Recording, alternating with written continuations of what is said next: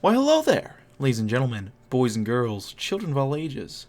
My name is DB333, and welcome back to Hearts for the New Order Last Days of Europe as the... Hold on, I got it. The Siberian National Republic. There we are.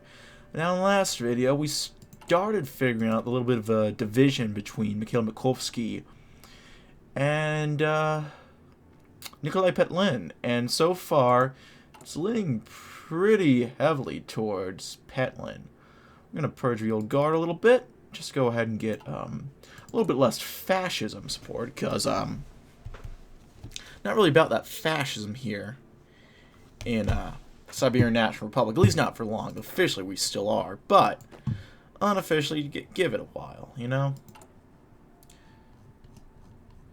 We got very high support. I think we're... Let's get an electronics research boost for now. So we got some more stuff to do. All of this looks pretty valuable. I think let's get working on the foreign policy tree for now. So, let's look to opportunities abroad. Now that we've cemented our position in the Far East, it's time for us to pursue our opportunities abroad and look for any foreign support that we can garner. Unfortunately, the actions of our former rivals to the south mean that the most natural and closest ally of convenience, Japan, won't even bother with assisting us. That means that we have to look further east, across the Pacific, the United States of America. The world's preeminent economic power, the United States would surely assist us if we promise to further the token reforms that the Vols pushed through before our reunification of the Far East. It's not a bad idea. Not a bad idea at all. I'm sure old Bennett boy would get behind that. Isn't that right? Seems like he's working towards an acceptable solution right now. Yeah.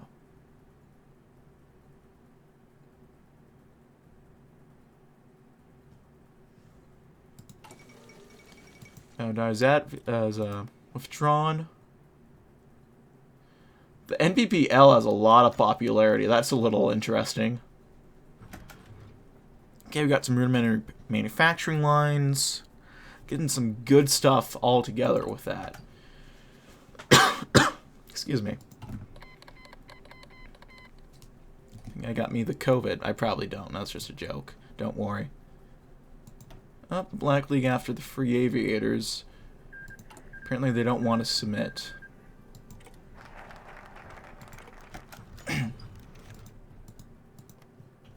The National Republic has achieved unquestionable control of eastern Siberia and will, in short order, establish control over the entire national territory. This full report, see attached, will present comprehensive breakdowns of diplomatic opportunities that can or may be exploited by the National Republic for gain, economic or otherwise. In pursuit of this goal, regional summaries follow. Asia. Primary prospects include the support or sponsorship of anti-Japanese organizations in Manchuria and elsewhere. Interference, Japanese-aligned interests considered highly likely. North America, primary outreach likely towards the United States, leveraging previous connections established by the state. Potential gains substantial. Secondary targets include Canada and Mexico. South America, prospects remain limited at current time. Europe, prospects remain limited at the current time as a result of overwhelming German influence. Africa, prospects remain limited at current time. I don't know if they're in a place right now to really,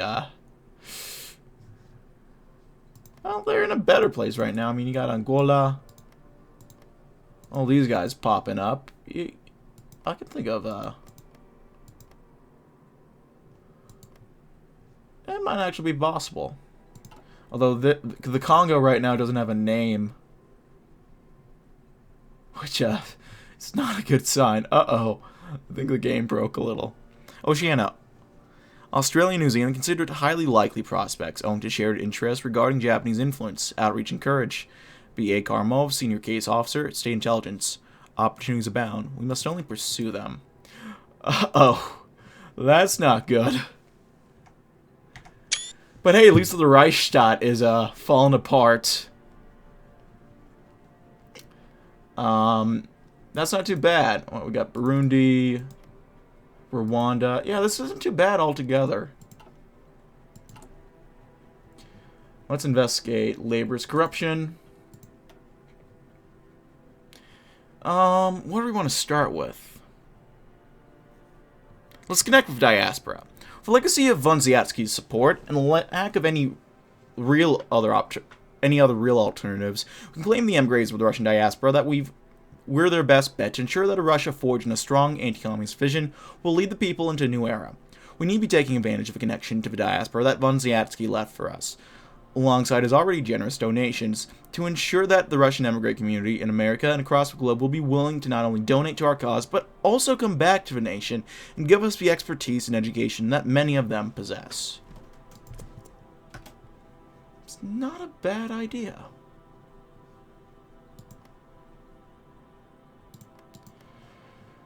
I know that once Quelimane is lost, then the Reichsstadt is uh-oh.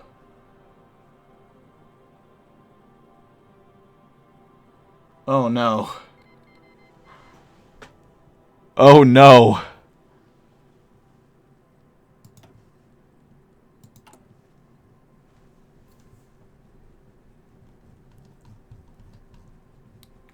Is there anything we can do? Poverty relief, that's a big one. Let's do that. Let's gain some resources too. I'll take on a little bit of debt for now. I think that'll be better in the short term.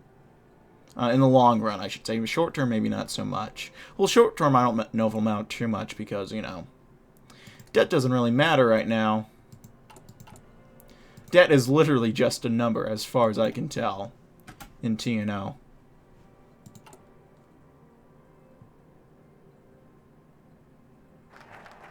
Got connections with the diaspora.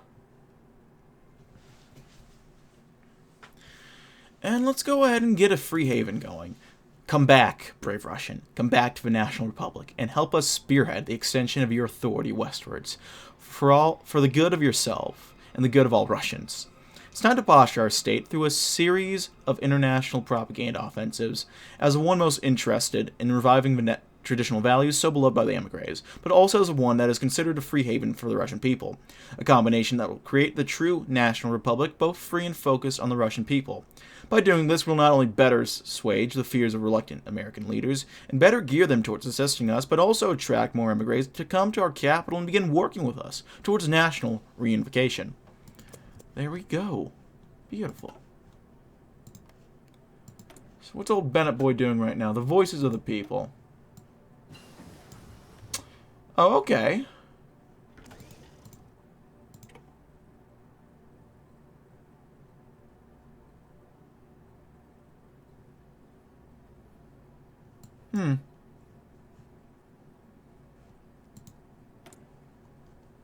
Basic anti-tank. Let's get improved anti-tank going. I'm going to tag over to the USA just because I want to see what the AI has been up to. How's old Bennett boy handling? Voices of the people. What have they done? They're doing token reform. Voices of the people. We're getting a Republican Bennett right about now, which is interesting. Let's see. Oh yeah, they have the spy thing. They're doing very well with party unity-wise. Well, actually, I should wait until I see. Yeah, the Republicans are doing great. Wow. One in West Virginia.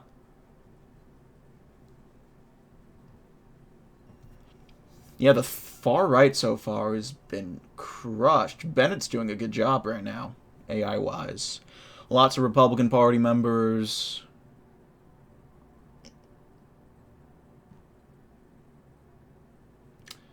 Bit of a loss in Oregon, but don't rock the boat. Dixiecrats aren't a fan.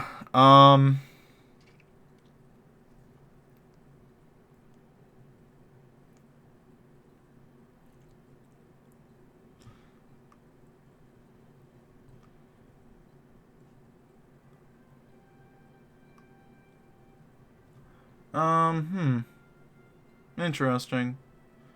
I think I'll do this real quick to help Bennett out real quick. Drafting the Silver Act. Okay, wow.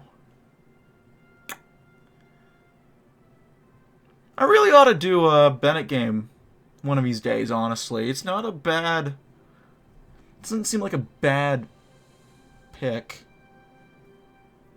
Honestly. Okay, Tag mod. Sorry. I just wanted to take a bit digression, because I think the U.S. is probably my favorite nation in TNO to play, because there's a lot of stuff you can do there. Let's seek foreign support.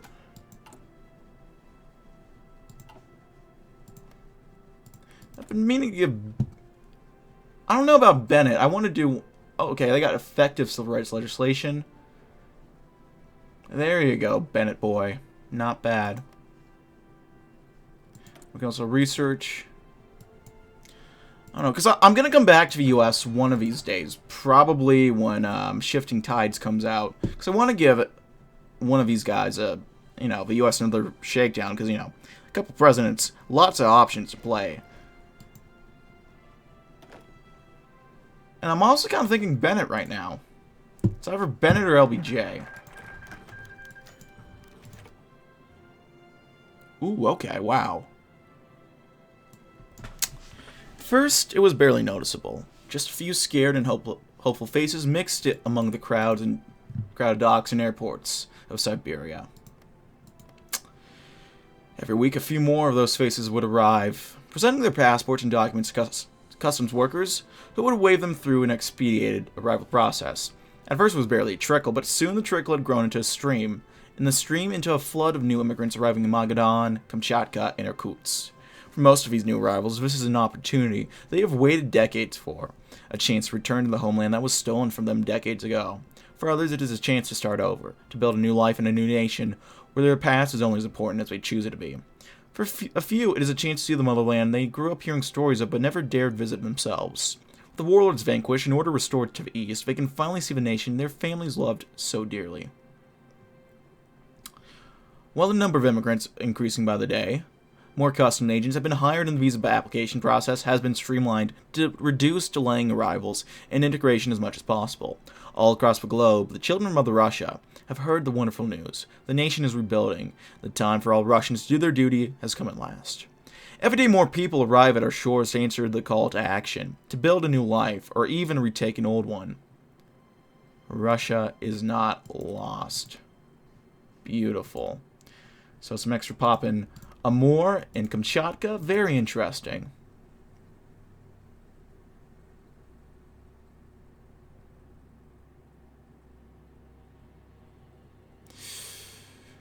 Whew. What do we want to do next?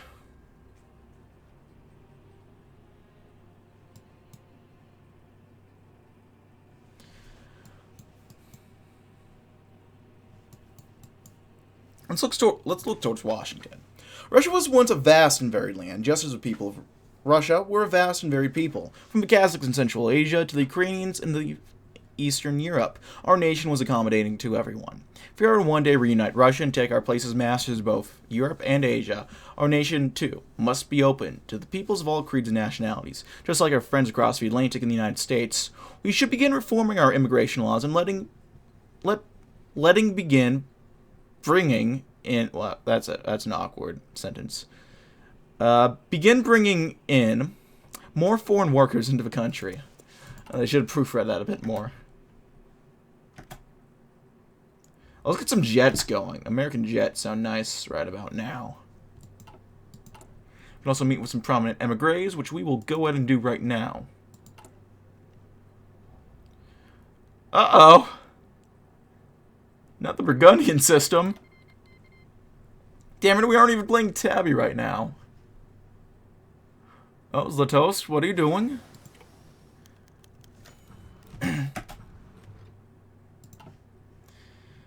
Is this where you grew up, Papa? No, Sasha, I grew up in Vladivostok. This is Magadan. Is Vladivostok this cold? No, sweetheart, it definitely isn't. Why can't we go there, then? Igor looked out from the airport window across the icy fields and snow-blanketed buildings. It was miserably cold outside, and the airport's insulation was far from perfect, but he still felt a warmth in his belly. It was the same warmth he felt when he met Sophie after arriving in San Francisco in the ancient year of 1947, or when he'd first held Sasha in his arms in the hospital in Sacramento. There was some indescribable joy in seeing all the signs and labels written in Russian, and confirming that he could still read his first language. Even after hearing the chatter of all the other people at the airport was an unexpected joy. The familiar words and syllables brought back so many memories of better times before everything had gone south. Papa? Sasha's question snapped Igor back to reality. I'm sorry, sweetheart. What did you say? Why can't we go to Vladivostok instead? Oh. The Japanese control it. Darn, Sasha replied. Igor could only nod. Welcome back, Igor. Welcome home, Sasha. Damn, who the fuck is shopping onions right now?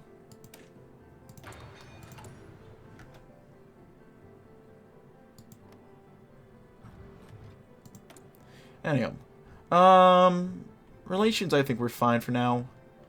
I don't need anything drastically. Regional development, not too bad. Looking towards Washington.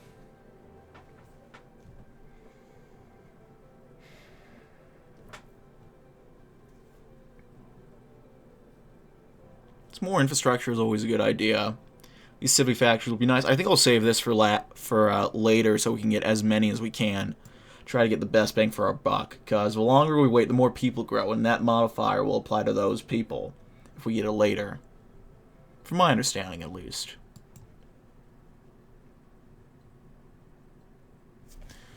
Do we want to get working on some army stuff? I think we'll go down to the Industrial Recovery Act, or get working towards it at least. So let's start with the side plan of our own.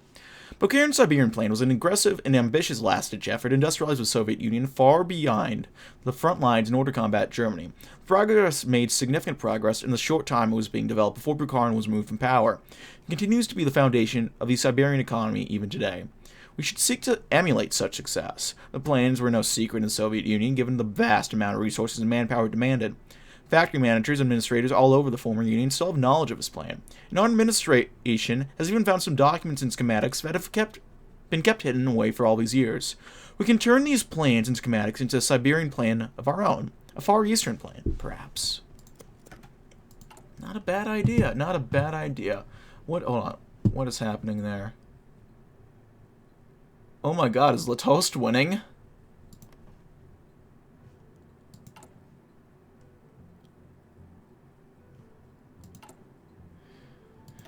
Am I about to win something here?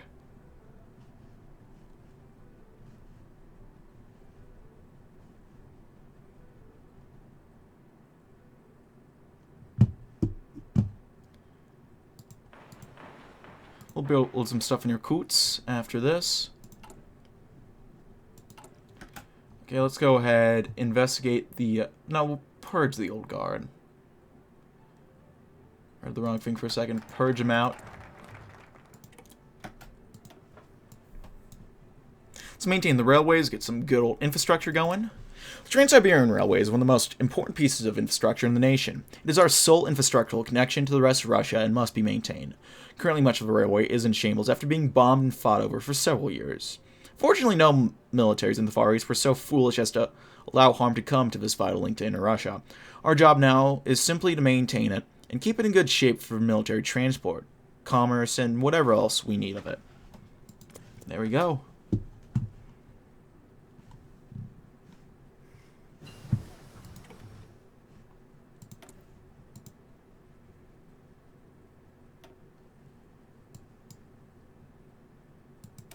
Let's get concurrent frontal assaults going.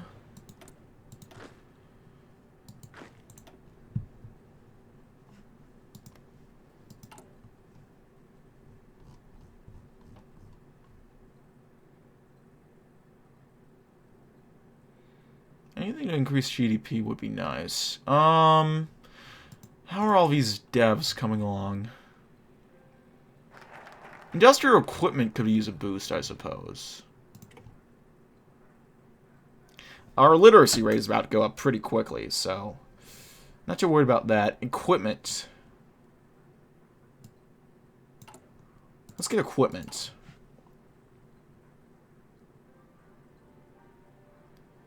Industrial equipment just says increases GDP.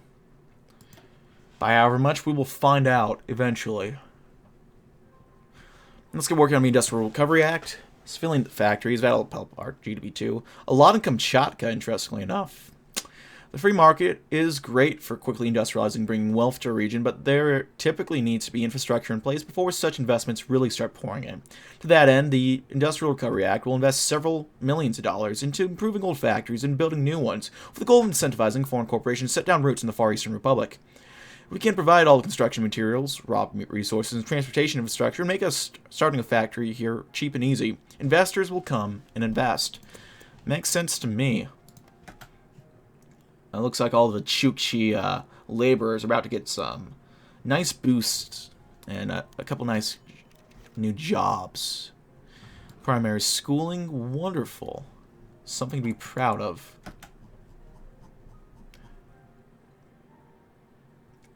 Let's investigate laborers' corruption. We're up to primary schooling. We're out of basic literacy. We're doing good. I'm happy with that. Let's go working to infantry equipment upgrades.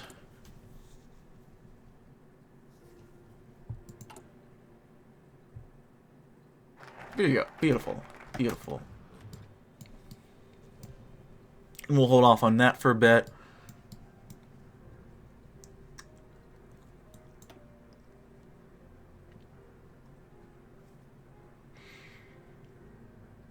I'm tempted to do this. I also think we might want to start working on some army stuff.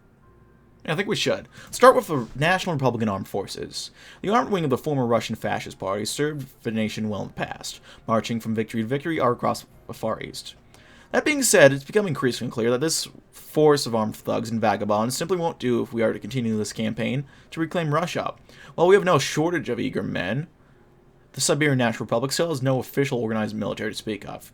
Let's remedy this before it is too late. The green light has been given for the formation of our young republic's official ground forces, the National Republican Army. The NRA is envisioned as a well-equipped and professional fighting force, capable of facing any kind of potential battlefield scenario. Building such a force will take effect, but any price worth paying for an army to serve is worth paying for an army worthy to serve in Russia's name. That's a better way. That's how I'm supposed to read that. I blanked out for a second. What can I say? School's been frying my brain a little bit over the past couple, Oh my god. Oh, I was about to say, if that fucking happened, if Zlatost fucking won just then, I was gonna freak out.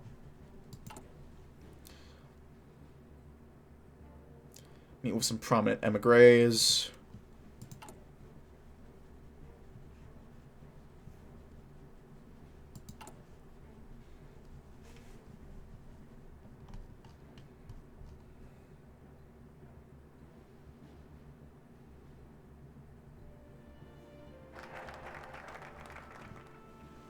You have National Republican Armed Forces. Now let's get working on modernizing the officer corps. I think that's going to be a big one to do.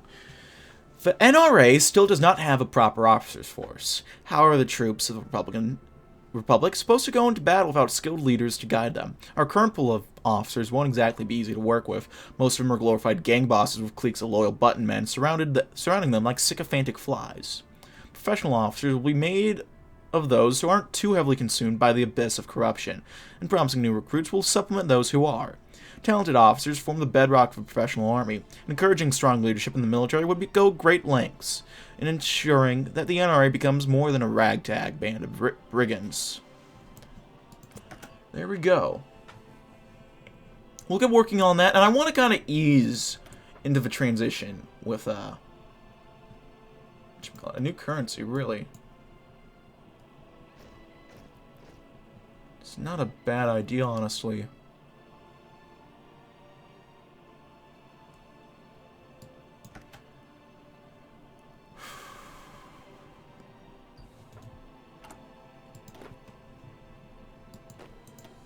We're about to get a full army.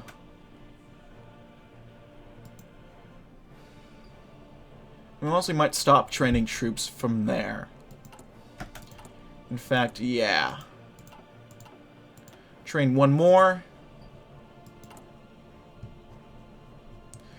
Let's seek some foreign support.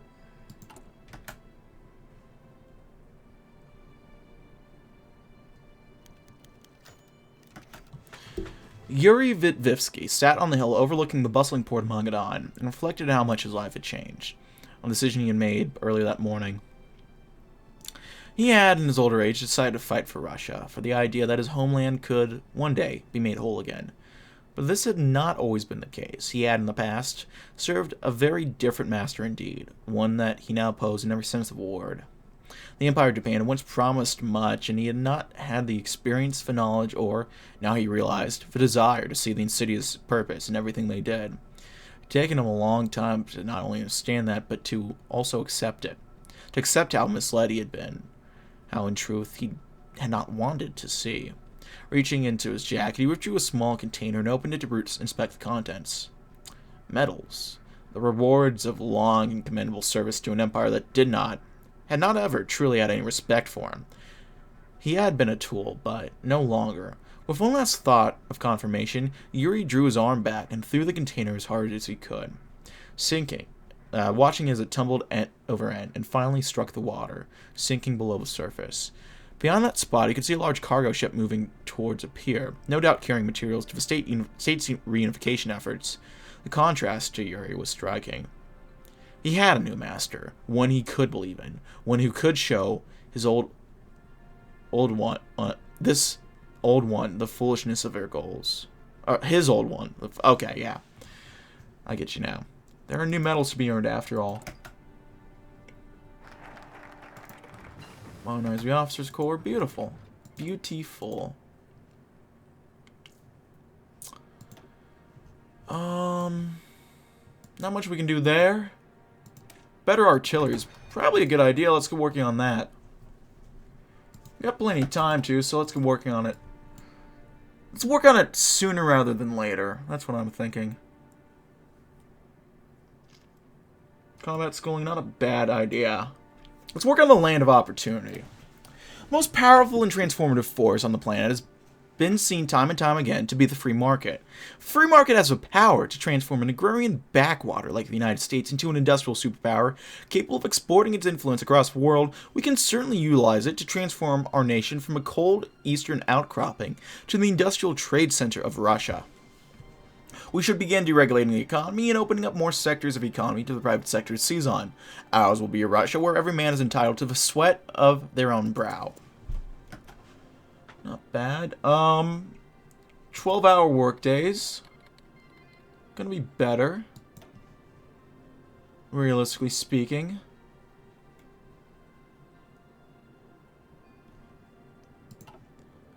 Spend a little bit more on construction, I think, but that's...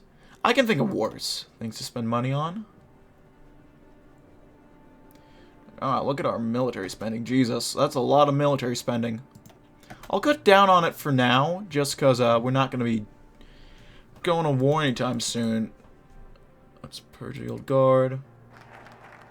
I mean, we got to wait till 69 for anything. I mean, that's not a big war. I've been waiting for 69 for, what, 19 years now? So I can wait longer. Anyway, Jesus Christ, what the fuck's wrong with me? Let's subsidize Radio Free Magadan. A number of years back, Radio Free Magadan broadcasted live shows and news bulletins for all the nation. Unfortunately, as times got tougher, the government could no longer afford to keep the service running. Not only was it draining government funds, but it was also determined to be of negligible utility, as most in Magadan at the time didn't even own radios. Times have changed now, and Magadan is more prosperous than it once was. More people have radios, and the government has more money. It could be beneficial for us to restart the radio service, this time more strictly under government control.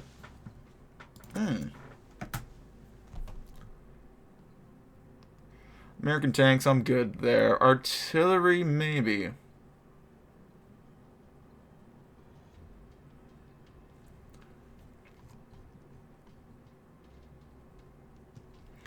We'll keep working on American relations just for, RP purposes and because there's not too much else we can get working on here. Maybe the expertise for the increase in GDP. That's not bad. That's pretty good. So we can work on some support weapons.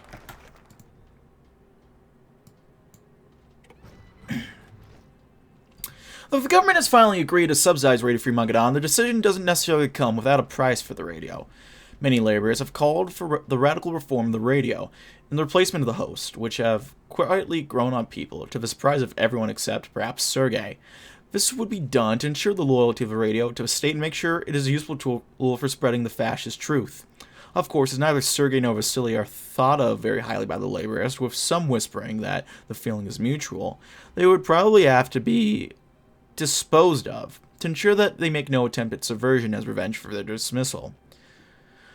On the one hand, reformers have called for the host to remain due to their popularity and the maintenance of the freedom of the content for the radio, to live up to its name, with mandated changes only as necessary as to improve the efficiency of the radio's operation. All that remains is for the final decision to be made. You know what? There is no loyalty without freedom. And those guys are pretty cool, I'm not gonna lie. They're growing on me. Let's get the All-Russian Council of Corporations going. That'll be good. A new Council of Industry is to be established known as the All-Russian Council of Corporations. This council will advise us and weigh in on government policy, helping us steer our policy in such a direction that will benefit the economy overall. The members of these groups will be elected from coalitions of companies and corporations that work in any particular industry. For example, the mining industry will have its own representative, as well as will manufacturing and communications. Hopefully such an organization will serve only to improve the wealth of the nation and put Russia back on a path to prosperity. I'm feeling prosperous just reading that, so let's do it. Let's get the despotist out. The Sablinites are kind of gaining in popularity, but so are the Petlinites, so that's all I'm really worried about. Welcome back to Radio Free Magadan, Sergei exclaimed, an ecstatic grin across his face. I'm sure you must be wondering what I'm so happy about, dear listeners. Our audience can see you, Sergei. Just get on with it. Yes, of course. I'm happy, listeners, because the Siberian National Republic has finally agreed to subsidize us for our content as free as ever. Radio Free Magadan isn't just freer than ever, it's richer. A small air smile spread across Vasily's face. You could not blame him with how hard it was to believe. He truly had come far. So, let us thank our generous sponsors by starting off a show talking about them. Sergei? Vasily motioned for his co-host to speak. Yes! Recently I've heard some talk that over in America, people are guaranteed the right to assemble. A right to assemble? Can you believe it, Vasily? Without waiting for a response, he continued. I'm starting to wonder why they don't let us do that over here. It could be of great benefit. Just look at how powerful the Americans are. Vasily considered this a moment, nodding slowly. You know, Sergei, for once you might have a point. Fascism is a fad. Radio is forever. There we go. And with the last troop put in to our army, we're ready to go.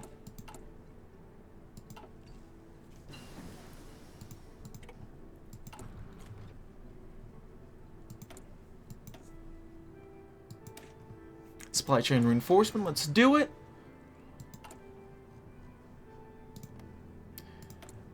What do the Yanks think of us? The base. We have the Russian emigre connection, so it's not horrible.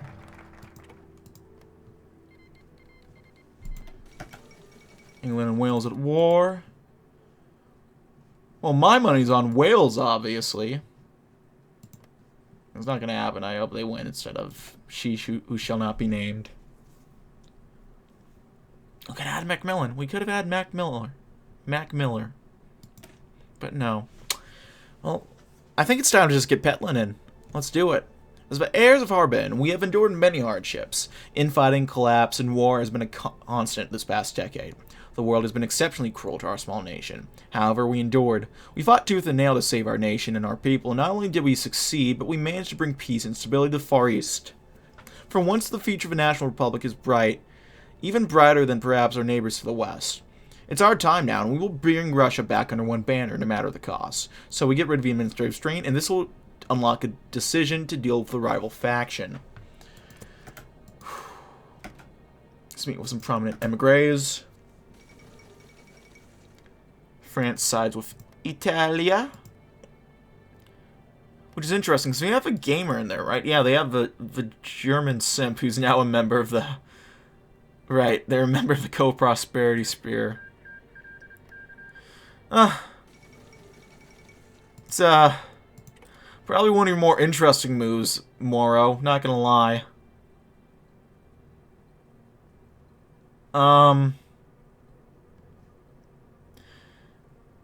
Shit, hang in there, pal. Look out for communists. That's all I can tell you. That's all I can get. That's all I can tell you right now without screwing up the timelines. Best advice I can give you: stay away from communists. Don't try to help them. It sounds tempting. It won't work out. People won't like it.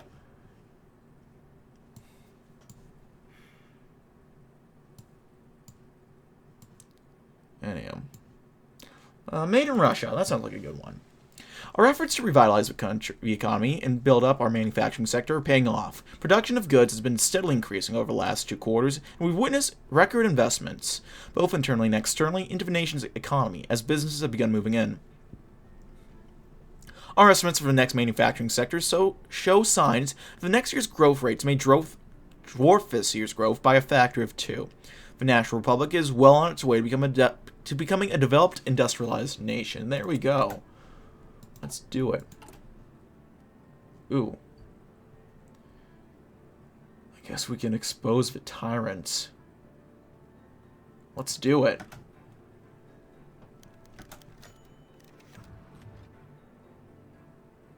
It was a typical meeting for the RNLP. Nothing too large on today's agenda for the Vaz, but appearances were important. Mikhail strutted in, accepting the greeting of a few laborists, the glances of several reformists, and the silence of the room largely. It was quiet today. A small miracle, not having to deal with the bickering of his own party. Nikolai Petlin came to the podium, and Mikhail waited to hear what was first on the agenda.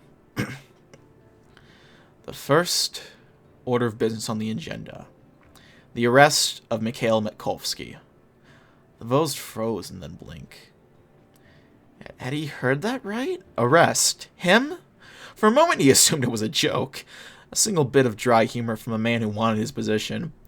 However, no one in the party protested. No one in the party laughed or raised their voice. The laborers he just greeted minutes ago turned pale, and the room remained utterly silent. For numerous crimes against both Russia and the Russian people. Nikolai continued, but Mikhail was no longer listening. How could this have happened? How did this happen? It wasn't possible. It wasn't. But as soon he stood there, with a dumbfounded expression, shock written across his face, the guards moved. Not to arrest Petlin or to shoot him on the spot. Traitor. The former Vaz whispered once quietly as the guards moved to restrain him. Traitor! You bastard! You and your reformers, every one of you, a bastard! You can't... Arms wrapped around his own. Rage, fear, and sorrow compressed him into a single stream. None of his own clique looked at him as he dragged away. The guards ignored his pleas, and Nikolai Petlin, his spineless foreign minister, his subordinate, his replacement, looked him in the eyes the entire time he's dragged out. You can't do this to me! You can't do this to me! Okay, I gotta scoot back to my chair. Politics will change. The reformer swing will now be the wrong party. Public elections will not be held. We'll get to that. Mikolski retires, and we've got some new guys. And there we are, boys. Look at that. Nikolai Petlin. Unlike the other senior figures of the Russian Fascist Party, Nikolaevich Petlin was a native of Harbin, not an emigre. At first, this difference only seemed to be at surface level. Working as a playwright, composer, and writer in Harbin, Petlin joined the Russian Fascist Party and was noted for his talents as a political organizer. Soon he became the leader of a fascist youth organization before finally landing himself a spot in Konstantin Radzevsky's Russian Fascist Supreme Council, a timid man surrounded by the personalities of Mikolski and Radzevsky. When the Germans invaded Russia, Petlin condemned Radzevsky's support of a Nazi invasion, resigning in protest. From then on, he drifted Mikolski's wing of the RFP, serving as his personal secretary, an arrangement that survived until Mikolski's act to separate his wing of the party from Radzevsky's. Petlin found himself rising again. The former vols of the Russians appointed him as his deputy when the schism occurred. Under Petlin, the RFP pursued an agenda of courting the U.S. by promising reform, a promise that Mikolski had subverted again and again. Petlin was there when the Russian Fascist Party became the Russian National Labor Party. He was there when they conquered Siberia and paraded through the cities of Irkutsk and Yakutsk. He was there for Mikolski's resignation and arrest over the crimes of Dalstroy. This time, Petlin swears, he will be there when democracy returns to Russia, under the leadership of the emigres. His destiny shall be the redemption of Harbin. Well, there we go. Not bad, Petlin, not bad.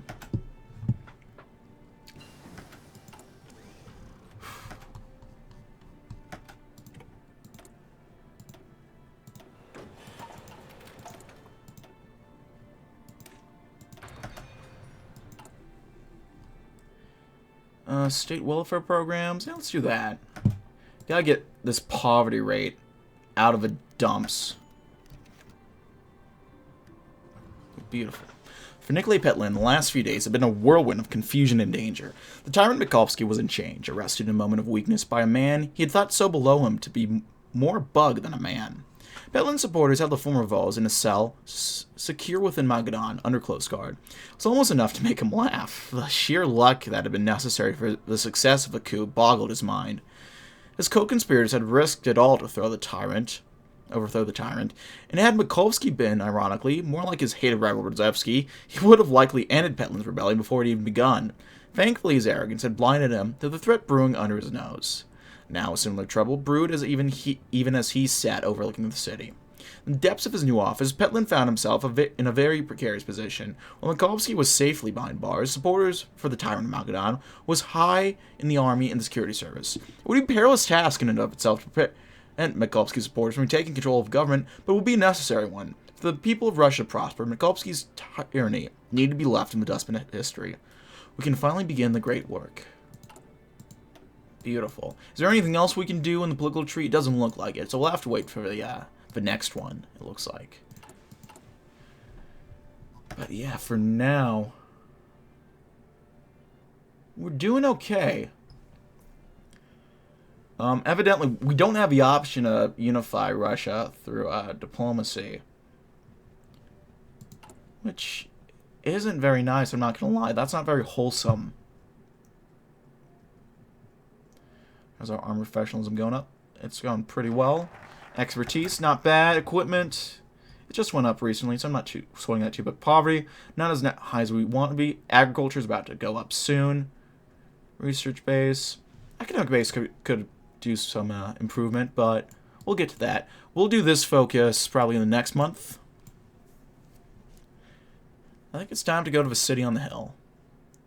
Today, Nikolai Petlin has made a very public... Oh, shit, it changes it. Has made a very public announcement over the radio that he will be personally traveling to the infamous city upon a hill, Washington, D.C., to lobby for the support of the United States and her allies in the OFN. He's mentioned that they intend the meeting with the highest officials possible, the president, if given the chance, in order to request an official trade deal between the United States and the National Republic. This trade deal, if made official, would do wonders for our republic.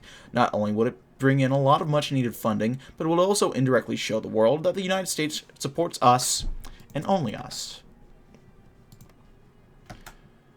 Come on, Bennett boy, don't do this to me.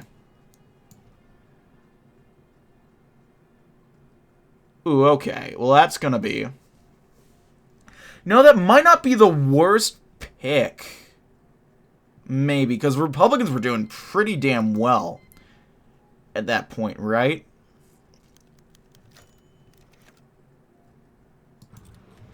There we go.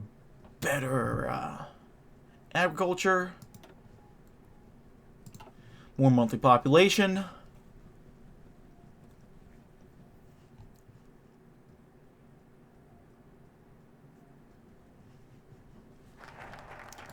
City on a hill.